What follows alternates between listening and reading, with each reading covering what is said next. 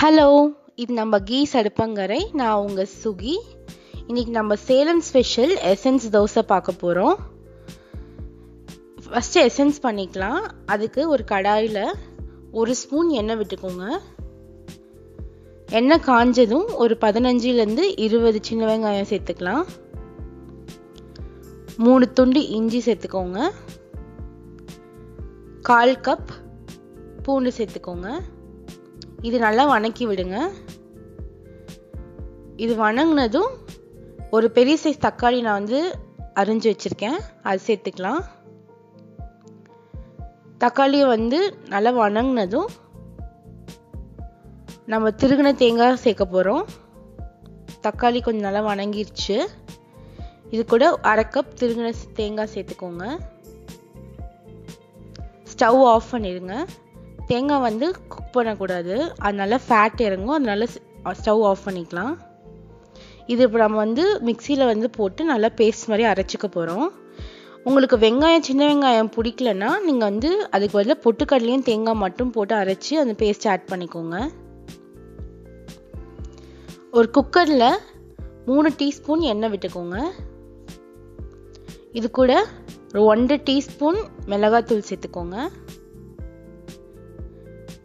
2 spoon கொத்தமல்லி தூள் சேர்த்துக்கோங்க.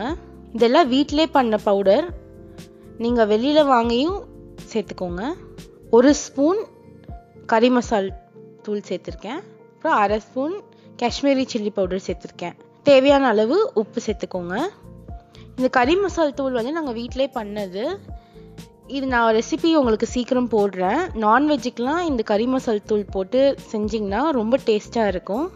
இது கொஞ்ச நேரம் வணக்கிட்டு நான் 1/2 கிலோ மட்டனை நல்லா மஞ்சத்தூள் போட்டு கழுவி எடுத்து வச்சுருக்கேன், அதை சேர்த்துக்கலாம். நம்ம இதில் மட்டன் எல்லாம் வெறும் கிரேவி மட்டும்தான் எடுத்துக்க போகிறோம். இந்த மட்டன் எசன்ஸ்லாம் நல்லா இறங்கிறதுக்காக நம்ம மட்டன் சேர்த்துருக்கோம். இதில் வெஜ்ஜில் கூட நீங்கள் பண்ணலாம் மட்டன் சேர்க்காம. மட்டன் சேர்த்தா இன்னும் கொஞ்சம் டேஸ்ட்டாக இருக்கும், அதனால நான் மட்டன் சேர்த்து பண்ணியிருக்கேன். நம்ம அரைச்சி வச்சுருக்க பேஸ்ட்டை சேர்த்துக்கோங்க. இது கொஞ்ச நேரம் வணக்கிட்டு ஒரு 1/2 கப் தண்ணி சேர்த்து இது நம்ம ப்ரெஷர் குக்கரில் மூடி வச்சு ஒரு 4 விசில் விட போகிறோம். நல்லா கொதிச்சிருச்சு. கொதிச்சதுக்கப்புறம் மூடி வச்சு வெயிட்டர் போட்டுக்கோங்க. எப்பயுமே கொதிச்சதுக்கப்புறம் தான் வெயிட்டர் போடணும், அப்போ தான் குக்கர் நல்லா தாங்கும். இப்போ விசில் அடங்கிருச்சு. நீங்கள் பாருங்கள், எண்ணெய்லாம் மேலே நல்லா பிரிஞ்சு வந்துருச்சு. நம்ம இன்னொரு இரும்பு வடைசட்டியில் நல்லா திக்கன் பண்ண போகிறோம். ஒரு இரும்பு வடைசட்டியில் ஒரு 4 டீஸ்பூன் எண்ணெய் விட்டுருக்கேன். இது கூட ஒரு பெரிய சைஸ் பெரிய வெங்காயம் கட் பண்ணி வச்சுருக்கேன், அது சேர்த்துக்கலாம். இது கூட கொஞ்சம் கருவேப்பிலை சேர்த்துக்கோங்க. இது நல்லா வணங்கினதும் நம்ம மறுபடியும் கொஞ்சம் மசாலா ஆட் பண்ண போகிறோம். அப்போ தான் கிரேவி நல்லா திக்காக நல்லா டேஸ்ட்டாக வரும். ஒரு 1/2 டீஸ்பூன் கொத்தமல்லி தூள், ஒரு 1/4 டீஸ்பூன் மிளகாய் தூள்,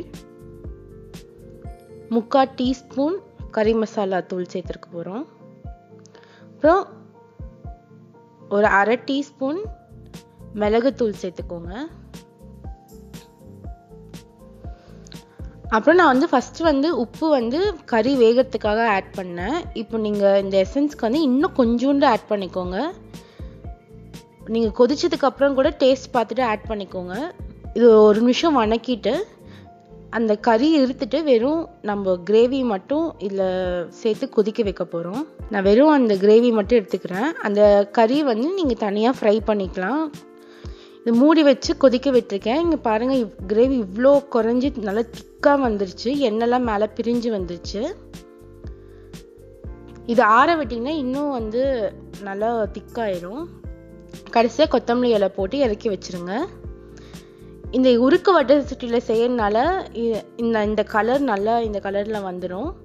நீங்களும் இந்த மாதிரி ஒரு வடைசட்டியில் செய்யுங்க, ரொம்ப டேஸ்ட்டாக இருக்கும். இப்போ நம்ம தோசை ஊற்றிக்கலாம். தோசைக்கல்லில் ஊத்தப்பம் மாதிரி ஊற்றிக்கணும். ரோஸ்ட் மாதிரி ஊற்றிடாதீங்க. இது திருப்பி போடாமல் நம்ம மூடி வச்சு வேக வைக்க போகிறோம். தேவையான எண்ணெய் விட்டுக்கோங்க. இது மூடி வச்சு ஒரு 2 நிமிஷம் விட்டுருங்க. வெந்ததுக்கப்புறம் நம்ம எசன்ஸை வந்து இதில் பரப்பி மூடி வைக்க போகிறோம். ஒரு 2 டீஸ்பூன் எசன்ஸை வந்து இதில் நல்லா பரப்பிக்கோங்க.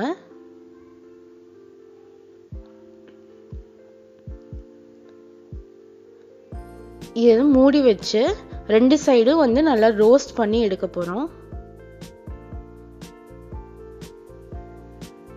திருப்பி போட்டு ஒரு 2 நிமிஷம் வச்சு எடுத்துருங்க. இது ரொம்ப டேஸ்டாக இருக்கும். நீங்கள் கண்டிப்பாக ட்ரை பண்ணி பாருங்கள். உங்களுக்கு இந்த ரெசிபி பிடிச்சிருந்துச்சுன்னா உங்கள் ஃப்ரெண்ட்ஸ் கூட ஷேர் பண்ணுங்கள். அப்புறம் சப்ஸ்கிரைப் பண்ணாதவங்க எங்கள் சேனலை சப்ஸ்கிரைப் பண்ணுங்கள். இந்த டிஷ்ஷுக்கு தேவையான இன்க்ரீடியன்ட்ஸ்லாம் கீழே இருக்க டிஸ்கிரிப்ஷன் பாக்ஸில் கொடுத்துருக்கேன், பார்த்துக்கோங்க. தேங்க்யூ.